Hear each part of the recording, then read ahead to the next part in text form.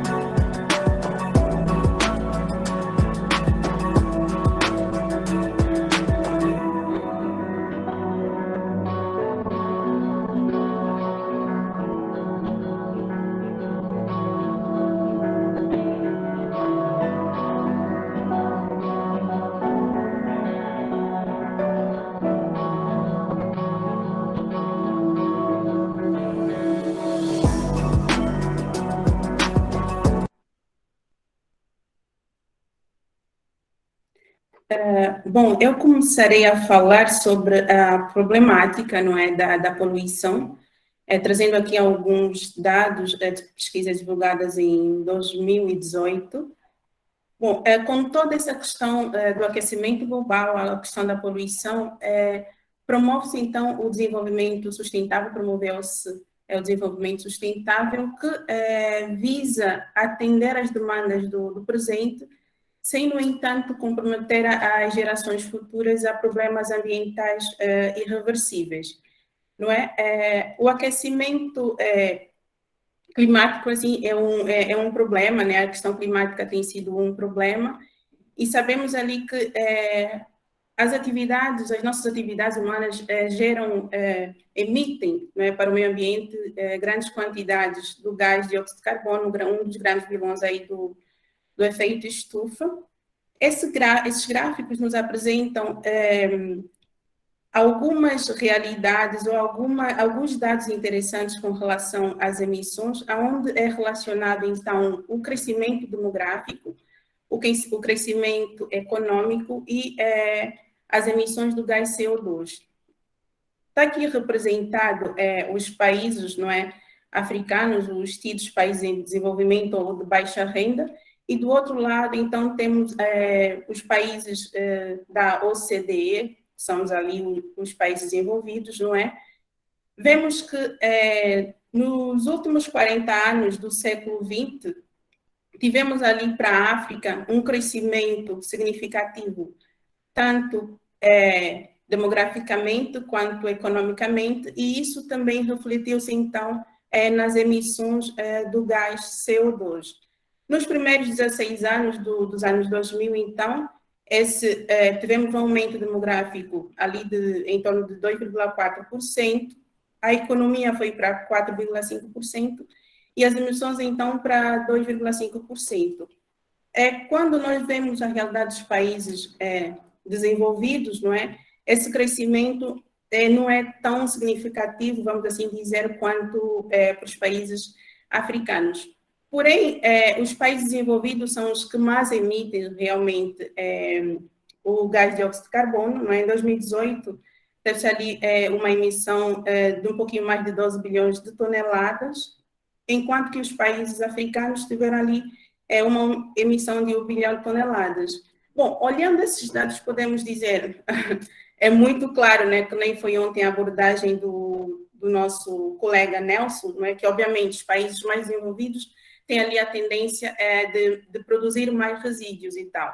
E se olharmos, temos a tendência de nos mantermos um pouquinho paralisados ou negligenciarmos essa questão de emissões, não é relativamente baixa, então não temos que nos atentar a isso, muito pelo contrário, porque se continuarmos, né, as estatísticas apontam, se continuarmos nesse nível de emissão em torno de 2, daqui a uns 60, 80 anos, teremos emissões muito mais elevadas comparadas aos países desenvolvidos. Isso porque estamos em fase de desenvolvimento, não é? Então, as emissões tenderão a aumentar se não nos atentarmos a isso. Bom, aqui trago apenas uma realidade, não é apenas a título de conhecimento, é a diferença no total de emissões do ano 1900 a 2021, não é? De 2 bilhões de toneladas, passamos para 39 bilhões de toneladas, e as consequências estão ali, é unânime, não é? Que precisa-se fazer alguma coisa para que cesse a emissão desse gás nocivo ali ao meio ambiente. Bom, trago aqui uma realidade africana. A África do Sul, então, no continente, é um dos países que mais contribui ali com a emissão do gás CO2, justamente pelo seu desenvolvimento, não é?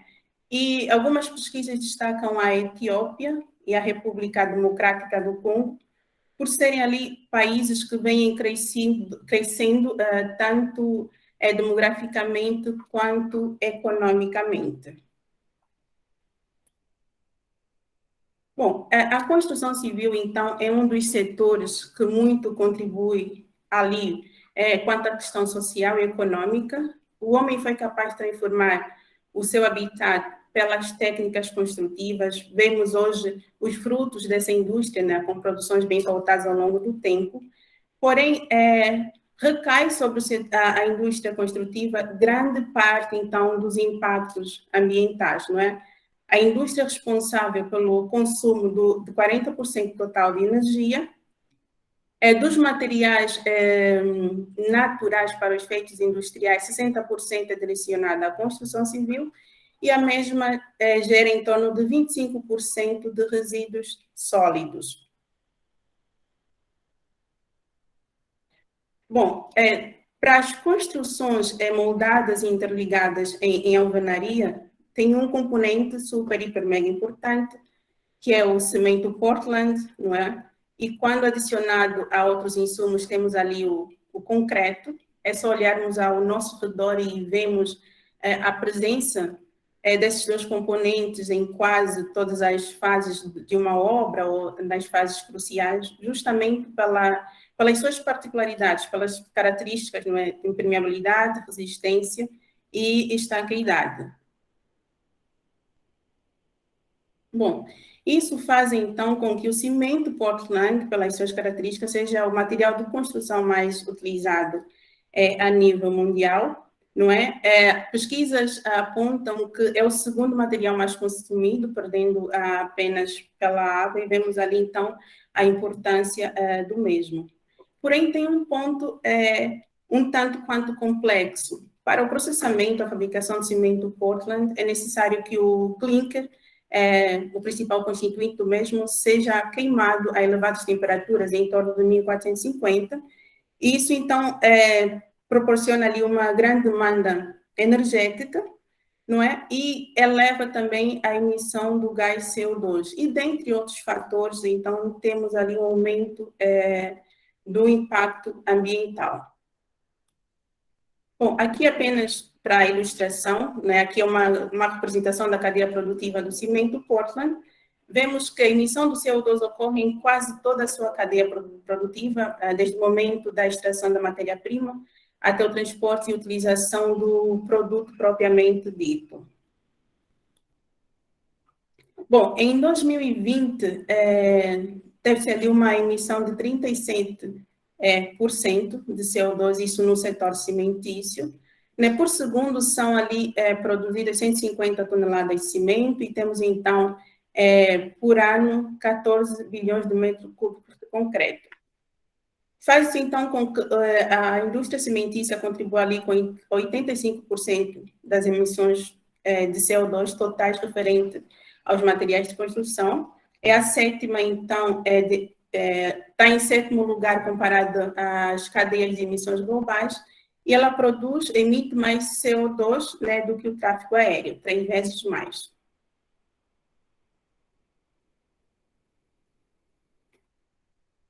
Bom, aqui também apenas voltando um pouquinho ali para a nossa realidade, para o nosso continente, né, que os maiores produtores de cimento no continente são a África do Sul, a Nigéria e a Etiópia. Bom, nesse sentido, frente a todas essas questões ambientais que já vêm sendo discutidas, e na medida que o tempo passa, parece que a situação tende a aumentar, e, enfim, medidas, obviamente, estão a ser tomadas no sentido de amenizar os impactos ambientais oriundos da indústria construtiva, não é? Temos, então, o desafio ali do carbono zero líquido em 2050, que tenciona, então, retirar da atmosfera a quantidade de carbono que se emite, ou seja, para que isso seja possível, é necessário parar com a emissão do CO2. Então, o que a indústria cimentícia tem procurado fazer ao longo desse período? Assim, sequestrar, né, uma das medidas é o sequestro do carbono, de alguma maneira, a reciclagem de resíduos, de materiais e o reaproveitamento do concreto em si. Bom, ainda que paulatinamente, as inovações no setor cimentício, elas têm acontecido, não é? A indústria cimentícia o setor cimentício é um setor muito, assim, vamos dizer, tradicionalista, né? Então, há ali uma certa resistência.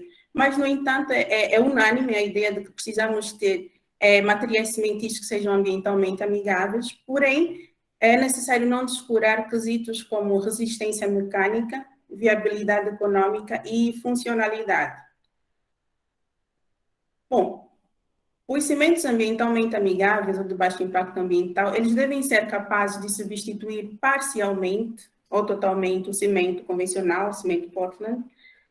Para isso, devem ser agregados materiais de caráter renováveis, devemos pensar na redução do consumo da matéria-prima extraída da natureza e, obviamente, focarmos aqui na redução da emissão do gás CO2.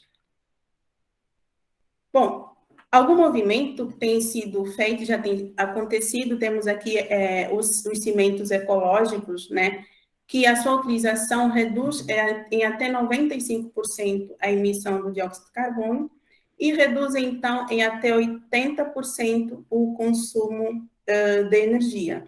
Destacamos aqui, então, vem destacar o cimento Portland de alto forno e o cimento Portland pozolânico. Esses cimentos eles são produzidos por meio de resíduos de várias indústrias, como a indústria siderúrgica e a indústria de fundição. Temos ainda engenheiro Yazin falou muito bem, não é, que o aproveitamento dos resíduos de construção e demolição, isso reduz o tanto de resíduos que o setor gera, como vimos, em torno de 25%, e reduzem até 8% a emissão de CO2. Alguns países mais desenvolvidos já têm logística, realmente, do gerenciamento, não é, desse resíduo, porque tem toda uma questão técnica para a reutilização. Para o setor cimentício, as pesquisas apontam que até 15% de substituição, temos ali uma resistência ótima, porém já há estudos que vêm a ser feitos para ver se é possível aumentar, então, a quantidade de resíduos para a composição de pastas, argamassas e concretos. Temos ainda uma outra classe de cimentos, que é o cimento à base de óxido de magnésio. O primeiro deles, o tão conhecido, é o cimento Sorel, ou MOC, o oxicloreto de magnésio. Ele possui uma alta resistência inicial, é ideal para pisos e proteção contra incêndios. Porém, há um problema desse cimento, que em presença da água, sua resistência mecânica decresce. Após o Sorel, vieram, então, alguns outros tipos de cimento à base de óxido de magnésio, são o fosfato de magnésio, o oxsulfato de magnésio, MOS. O fosfato de magnésio possui uma pega rápida e alta resistência inicial, é ideal para compor as argamassas de reparo de rodovias e pistas de aeroporto, né? E um dado muito interessante deste cimento é que, após 45 minutos de reparo, a pista ou a rodovia já pode ser utilizada pela sua característica de alta pega, de rápida pega, não é? O MOS ele pode ser utilizado para materiais refratários ou não, possui também alta resistência mecânica, baixa densidade, baixa alcalinidade e elevada elasticidade. Ainda na mesma linha temos o cimento de magnésio reativa, que é a combinação do óxido de magnésio com o próprio cimento Portland, ou ainda adições pozolânicas também. E esse tipo de cimento, eles então ganham resistência com a carbonatação. A carbonatação que é um processo que ocorre de forma natural, não é, a captura de CO2. E temos o cimento também de silicato de magnésio, que é uma composição com óxido de magnésio e silicativa. Aqui, então, baseia-se realmente a minha pesquisa. Bom, o óxido de magnésio, que é um produto de origem mineral, e a silicativa é proveniente aí do processamento das ligas metálicas, não é? O óxido de magnésio em presença d'água, ele se hidrata e forma o hidróxido de magnésio. Após, então, a adição da silicativa em meio aquoso, ali essa reação química, né, onde o ácido silícico reage com o hidróxido de magnésio, e formamos, então, o gel MSH, o silicato de magnésio hidratado. Esse gel ali é tão importante que tem realmente essa característica de promover a liga, a aderência entre as partículas. É um gel semelhante ao gel silicato de cálcio hidratado, o mesmo, o principal constituinte de hidratação do cimento Portland. O gel MSH é um gel de baixa alcalinidade, tem ali uma alcalinidade da matriz em torno de 11 no máximo, enquanto que o gel CSH pode atingir ali uma alcalinidade, um pH em torno de 12 ou 13. O MSH, então, tem ali propriedades mecânicas satisfatórias e pode ser emprego, então, para a composição da matriz cimentícia. Bom, aqui um dado interessante, várias pesquisas trazem realmente os cimentos à base de óxido de magnésio como solução, não é? Como eu trago essa realidade da elevada emissão de CO2 na indústria construtiva, vemos aqui que a produção do óxido de magnésio tem ali uma emissão relativamente alta comparado à produção do cimento Portland, porque o óxido de magnésio ele é processado a temperaturas de mais ou menos 750 graus, nós podemos ter ali um óxido de magnésio reativo, porém, um outro processo de aquisição do óxido de magnésio pode ser pela dessalinização da água do mar também, mas ali precisam ser feitos estudos, não é? Mas é uma possibilidade. Porém, essa emissão do óxido de magnésio com relação ao CO2, ela pode ser atenuada quando então formarmos o aglutinante composto com a silicativa e submetemos à carbonatação. Lembrar que a carbonatação ela auxilia na resistência mecânica do cimento à base de óxido de magnésio. Então, são compostas várias formulações, né? Formulações estudadas, compondo uma matriz 50% óxido de magnésio e 50% silicativa, e variando, então, submeter essas formulações em análise, submetê-las a ensaios mecânicos e vemos, então, qual a que apresenta melhor desempenho. Até o momento, os estudos apontam que as formulações que mostram ali um melhor desempenho são as formulações 50-50 e 60-40. Bom, o silicato de magnésio hidratado é tão interessante, por quê? Se formos pensar, ele baixa, né, o pH, então, para usarmos as armaduras de aço, ali um reforço com fibra de aço na matriz cimentícia, já não seria tão viável, não é? Então, é ideal, essa matriz é ideal para o uso das fibras vegetais. O engenheiro Yazin falou muito bem, né, desses produtos vegetais aí que são abundantes na natureza, de fácil aquisição.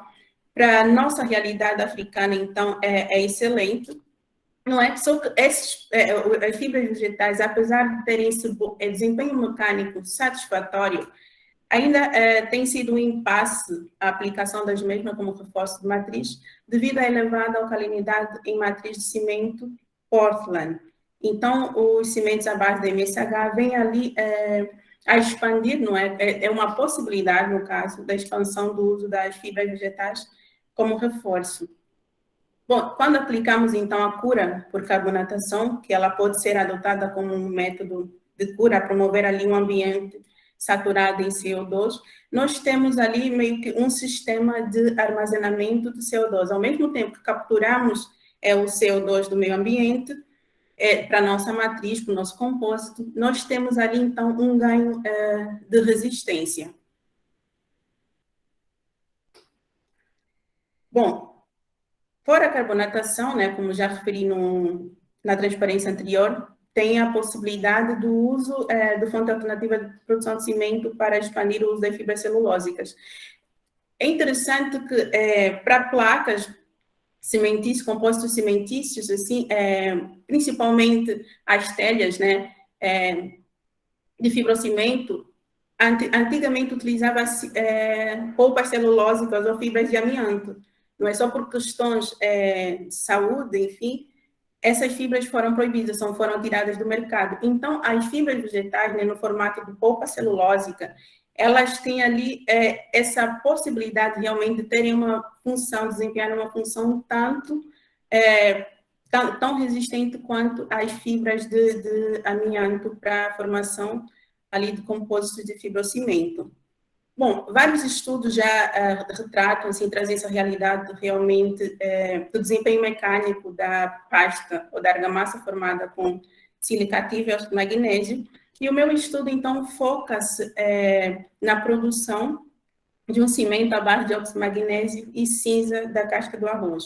Durante a minha graduação, eu desenvolvi um projeto, na minha dissertação final, trazia essa realidade da substituição de parte do cimento Portland pela cinza da casca do arroz. Então, tivemos ali resultados satisfatórios e eu pretendi realmente ir um pouquinho mais a fundo, tanto é que eu trabalhei com isso na dissertação, e agora, isso na dissertação, não é? E agora no doutorado, então, tenciono realmente ir um pouquinho mais além, esmiuçar realmente as características desse material e as reais potencialidades de uso. Bom, a casca do arroz, então, ela compõe de 20% a 23% do cereal. O arroz ali é conhecido por todos nós, né? Compõe, o seu cultivo acontece em várias regiões do globo. O Yazin também mencionou um assunto importante, né? Tocou ali num ponto importante, porque, né, esse não investimento na produção do arroz, né, nos países africanos, tanto que sendo que eles apresentam um potencial, não é, de cultivo, caso haja interesse realmente se invista nesse setor. Ainda é uma questão também eu me coloco, por que que ainda precisamos exportar tanto arroz e não conseguimos produzir até hoje, não é?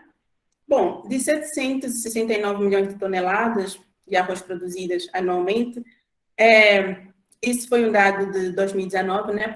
Podemos ter em casca 150 milhões de toneladas. Assim, é um volume considerável. As indústrias ainda têm um pequeno problema no gerenciamento desse resíduo, é um resíduo difícil descarte. Bom, algumas, então, estão um pouquinho mais à frente, as indústrias de processamento do arroz, elas usam para geração de energia referente aos seus próprios processos. Porém, acontece que ainda temos ali a cinza residual, que ela tem uma coloração um pouquinho mais escura. E ela não seria benéfica para aproveitá-la assim como material cimentício. Então, é preciso remetê-la a um tratamento térmico novamente, ou colocá-la a uma requeima, submetê-la a uma requeima, e temos então uma cinza com a coloração um pouquinho mais clara. E feitas devidas caracterizações, então este material é ideal para uso em matriz cimentícia, porque possui 80 a 95% de sílica. É um material, a cinza da casca do arroz, ela, quando queimada em algumas temperaturas, em temperaturas ideais, não é? Ela tem a mesma funcionalidade, ou tem o mesmo desempenho junto à matriz cimentícia da sílica ativa, devido realmente a esse elevado teor de sílica e por ser um material amorfo.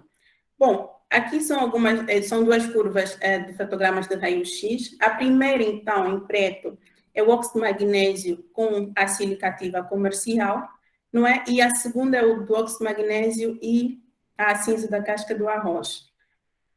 O primeiro pico aqui, ele corresponde ao hidróxido de magnésio, ou à brucita, e aqui corresponde, então, ao óxido de magnésio que ainda não reagiu. O que é que acontece? Eu formei pastas com duas formulações, 50-50 e 60-40. E coloquei-as, submeti a várias idades de cura, vários dias de cura, e após então essas pastas foram caracterizadas, não é? Para que pudéssemos observar realmente como tem sido essa reação, como é a reação entre os dois materiais, e vemos então que o silicato de magnésio hidratado foi gerado aqui tanto para a silicativa, isso é óbvio, ela serve como o nosso material comparativo, quanto para a cinza da casca do arroz. Então, foram realizadas várias curas, vários dias de cura, e chegou um dado momento que a presença aqui do gel MSH foi mais intenso para as pastas formadas com a cinza da casca do arroz do que com as pastas formadas com a sílica ativa. Bom, aqui foi uma outra análise também submetida a pastas curadas há 10 dias. Aqui foram produzidas cinzas em diferentes temperaturas e destacamos aqui o primeiro pico corresponde à presença do gel MSH, o silicato de magnésio hidratado, e o segundo corresponde ao hidróxido de magnésio, que é a perda de massa, nessa curva traz uma perda de massa em função da temperatura. Então, de uma maneira muito rápida, assim, simples, não é?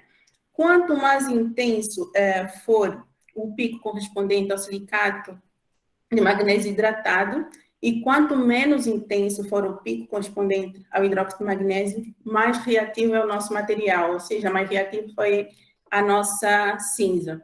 Então, aqui com um destaque da cinza, dessa curva em vermelho, que foi a cinza queimada a 500 graus. Ela foi mesmo mais reativa comparada à nossa amostra de referência, que foi a sílica ativa, a curva em preto.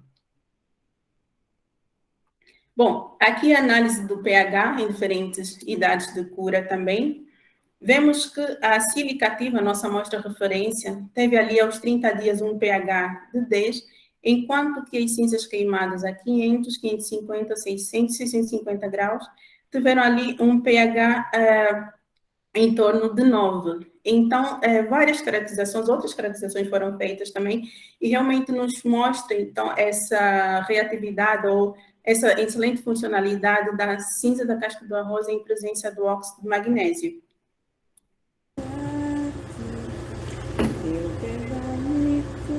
Aqui é mais ou menos um vídeo que eu trago aqui a desmoldagem, né, dos corpos de prova. Foram feitos corpos de prova cilíndricos, né, só para trazer aqui uma realidade daquilo que eu trabalho em laboratório. Aqui os corpos de prova moldados.